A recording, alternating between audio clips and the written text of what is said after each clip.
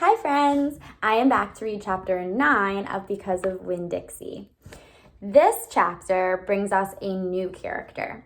And remember last week when we were talking about perspectives and how everyone's perspective is different? So that means everyone looks at the same situation, the same event, or the same person differently, right? So I want you to listen to who this new character is and listen to all of these different perspectives that people have about this new character. Chapter 9. Just about everything that happened to me that summer happened because of Winn-Dixie. For instance, without him, I would have never met Gloria Dump.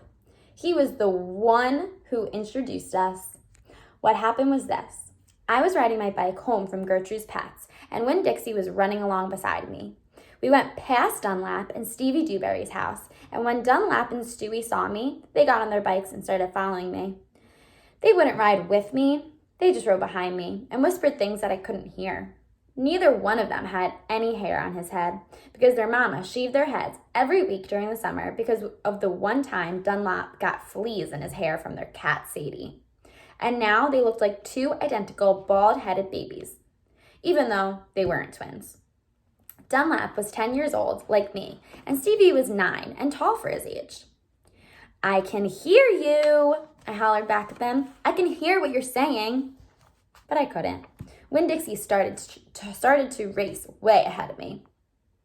"You better watch out," Dunlap hollered. "That dog is headed right for the witch's house." "Winn-Dixie," I called. But he kept on going faster and hopped at gate and went into the most overgrown jungle of a yard that I have ever seen. "You better go get your dog out of there," Dunlap said. "The witch will eat that dog," Stevie said. "Shut up," I told them. I got off my bike and went up to the gate and hollered, "Winn-Dixie, you better come out of there." But he didn't.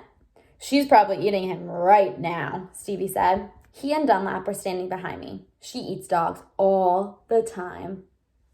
"Get lost, you bald-headed babies," I said. "Hey," said Dunlap, "that ain't a very nice way for a preacher's daughter to talk." He and Stevie backed up a little. I stood there and thought for a minute. I finally decided that I was more afraid of losing Winn-Dixie than I was of having to deal with a dog-eating witch. So I went through the gate into the yard. "That witch is going to eat a dog for dinner, and you for dessert," Stevie said. "We'll tell the preacher what happened to you," Dunlap shouted after me. By then, I was deep in the jungle. There was every kind of thing growing everywhere. There were flowers and vegetables and trees and vines. "Winn-Dixie," I said. He, I heard. This dog sure likes to eat." I went around a really big tree all covered in moss, and there was Winn-Dixie. He was eating something right out of the witch's hands. She looked up at me. "This dog sure likes to eat peanut butter," she said. "You can always trust a dog that likes peanut butter." She was old with crinkly brown skin. She had on a big floppy hat and with flowers all over it, and she didn't have any teeth. But she didn't look like a witch. She looked nice. And Winn-Dixie liked her, I could tell. "I'm sorry he got in your garden," I said. "You ain't gotta be sorry," she said. "I enjoy a little company." "My name's Opal," I told her. "My name's Gloria Dump," she said. "Ain't that a terrible last name, Dump?" My last name's Baloney," I said. "Sometimes the kids at school back home in Whately called me lunch meat." "Aha!" Gloria Dump laughed. "What about this dog? What do you call him?" "Winn-Dixie," I said. Winn-Dixie thumped his tail on the ground. He tried smiling, but it was hard with all his mouth full of peanut butter. "Winn-Dixie?" Gloria Dump said. "You mean the grocery store?" "Yes, ma'am," I said. "Ooh-hee," she said. "That takes a strange name prize, don't it?" "Yes, ma'am," I said. "I was just fixing myself a peanut butter sandwich," she said. "You want one too?" "All right," I said. "Yes, please."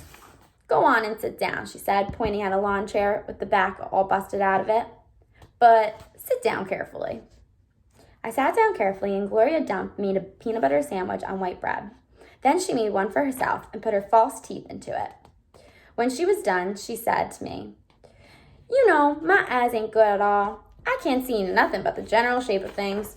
So I got to rely on my heart. Why don't you go on and tell me everything about yourself so I can see you with my heart?" And because Winn-Dixie was looking up at her like she was the best thing he had ever seen, and because the peanut butter sandwich had been so good, and because I'd been waiting for a long time to tell some person everything about me, I did. So that's the end of chapter 9. So I want you to comment and write about everyone else's perspective of Gloria. What do you think the boys' perspective of Gloria is? What do you think Opal's perspective of Gloria is? And then what do you think about Gloria yourself? What kind of character do you think she is? What kind of person do you think she is? All right, can't wait to read your comments.